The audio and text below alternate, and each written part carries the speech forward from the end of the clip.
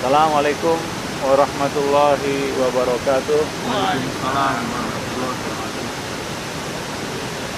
Alhamdulillah, nahmaduhu wa nasta'inuhu wa nastaghfiruh wa na'udzu billahi min shururi anfusina wa sayyiati a'malina. May yahdihillahu fala mudhillalah wa may yudlil fala hadiyalah. Asyhadu an la ilaha illallah wahdahu la syarikalah wa asyhadu anna Muhammadan abduhu wa rasuluh. Ya ayyuhalladzina amanu ittaqullaha haqqa tuqatih wa la tamutunna illa wa antum muslimun.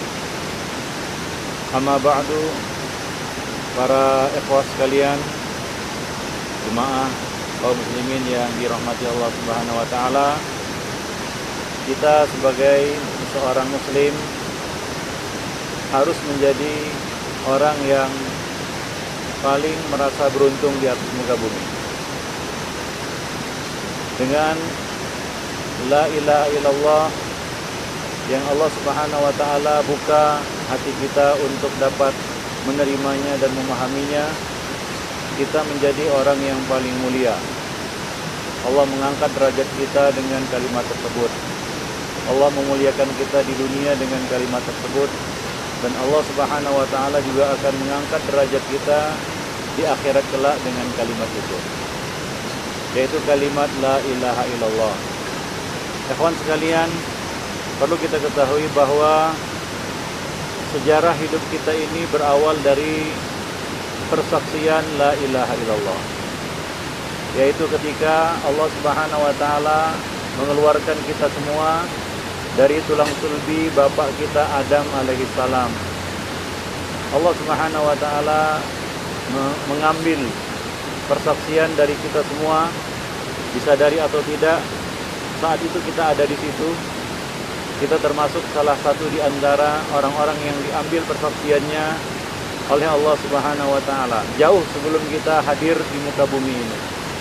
Allah Subhanahu wa taala mengatakan, alastu bi rabbikum, bukankah aku adalah sesembahan kamu, Rabb kamu, ilah kamu? Maka kita semua menjawab, bala syahidna. Benar, kami semua bersaksi bahwa engkau adalah sesembahan kami, ilah dan Rabb kami. Jadi sejarah awal kita bermula dari situ, dari persaksian la ilaha illallah. Persaksian itulah yang kita bawa lahir ke dunia ini. Ketika kita lahir ke dunia, kita membawa persaksian itu. Kita lahir di atas fitrah. Kullu mauludin yuladu alal fitrah.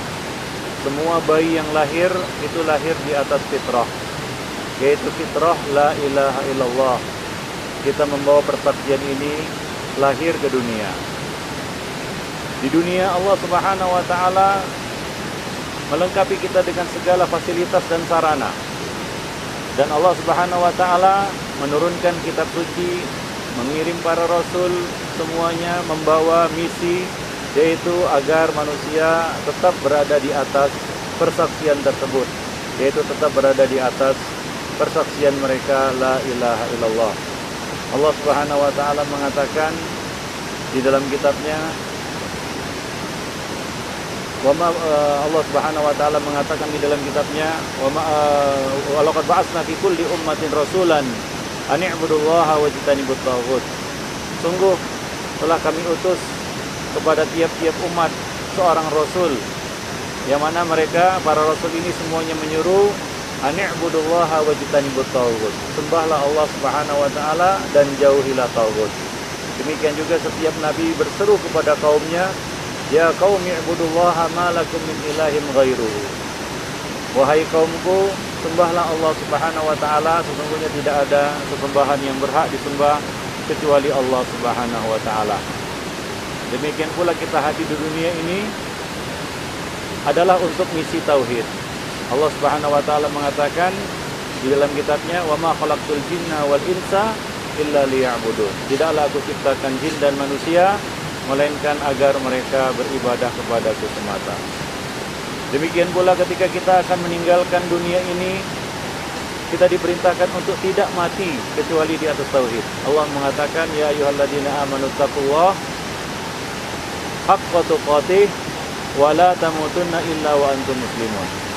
Wahai orang-orang yang beriman, bertakwalah kamu kepada Allah dan jangan sekali-kali kamu mati kecuali dalam keadaan muslim, yaitu dalam keadaan muwahhid, di atas tauhid. Nabi SAW mengatakan, lakinu mautakum la ilaha illallah. Bimbinglah orang yang akan mati sekarat di antara kamu untuk mengucapkan la ilaha illallah. Nabi mengatakan, man akhiru kalamihi la ilaha illallah dakhalal jannah. Barang siapa yang akhir ucapannya la ilaha illallah, maka dia akan masuk surga. Ketika kita berpindah dari alam dunia ke alam barzakh, Allah mencabut nyawa kita. Malaikat maut ditugaskan, dikirimkan kepada kita untuk mencabut ruh kita. Masuk kita ke alam kubur. Datanglah malaikat Munkar dan Nakir. Maka pertanyaan pertama yang diajukan oleh Munkar dan Nakir kepada kita adalah, man rabbuka? Siapa sesembahan kamu? Kita ditanya tentang persaksian kita itu. Apakah kita masih menjaganya, kita masih berada di atasnya, atau kita sudah melanggar dan merusaknya? Begitu pula ketika kita dikumpulkan di padang mahsyar, Allah Subhanahu wa taala kembali menanyakan kita, madza kuntum ta'budun? Apa yang dulu kamu sembah? Apa yang dulu kamu sembah? Yaitu bagaimana persaksian kamu la ilaha illallah tersebut. Jadi dapatlah kita pahami, dapatlah kita sadari, kita ketahui bersama bahwa hidup kita ini mulai dari awal sejarahnya sampai nanti ya di alam berikutnya itu tidak lepas dari kalimat tauhid la ilaha illallah. Karena memang untuk itulah kita hidup, untuk itulah kita hadir di sini, karena itulah kita akan masuk ke dalam surga Allah Subhanahu wa taala. Maka dari itu orang-orang yang mati tidak membawa kalimat la ilaha illallah, maka dia tidak akan ada kesempatan untuk masuk ke dalam surga Allah Subhanahu wa taala. Namun yang menjadi pertanyaan besar, question mark yang besar adalah bagaimana kita dapat menjaga kalimat ini ya selama hidup kita. La ilaha illallah itu tidak boleh lepas dari diri kita walaupun sekejap mata. Karena begitu lepas saja sekejap mata dari kita, kita nggak tahu ajal kita kapan diangkat oleh Allah Subhanahu wa taala, kapan datangnya. Ya kita mungkin ya tidak berharap dan pasti tidak berharap bahwa kita diangkat oleh Allah Subhanahu wa taala dalam keadaan kita tidak bersyahadat atau tidak bersaksi la ilaha illallah tersebut. Dan Allah Subhanahu wa taala memerintahkan kedua ibu bapa agar menjaga anak-anak mereka ya, menjaga segel tauhid yaitu kalimat la ilaha illallah ini pada anak-anak mereka. Itulah tugas orang tua yang paling besar, yang paling utama, yang paling penting, yaitu menjaga segel tauhid anak-anak mereka. Jangan sampai segel ini rusak, sampai titipan Allah Subhanahu wa taala ini kita kembalikan atau ditarik kembali oleh Allah Subhanahu wa taala. Ya, maka dari itu ilmu yang paling penting, ilmu yang paling utama adalah kita mempelajari kalimat tauhid ini. Kalimat la ilaha illallah, apa saja syarat-syaratnya, apa saja rukun-rukunnya, apa saja konsekuensinya, kemudian apa yang menjadi lawan ya dari kalimat ini atau hal-hal yang dapat membatalkan kalimat tersebut. Ini merupakan ilmu yang paling penting untuk kita pelajari dan untuk kita dalami. Nah, demikianlah para ikhwas sekalian, ya mudah-mudahan Allah Subhanahu wa taala ya menjaga kita di atas tauhid, menjaga kita di atas kalimat la ilaha illallah, dan kita berharap agar kita meninggalkan dunia ini dengan membawa kalimat tersebut.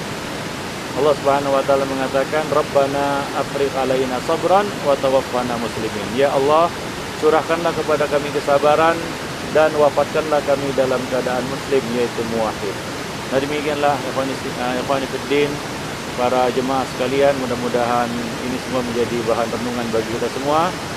Aku qouli hadza, astaghfirullah li wa lakum wa lisairil muslimin, innahu huwal ghafurur rahim. Assalamualaikum warahmatullahi wabarakatuh.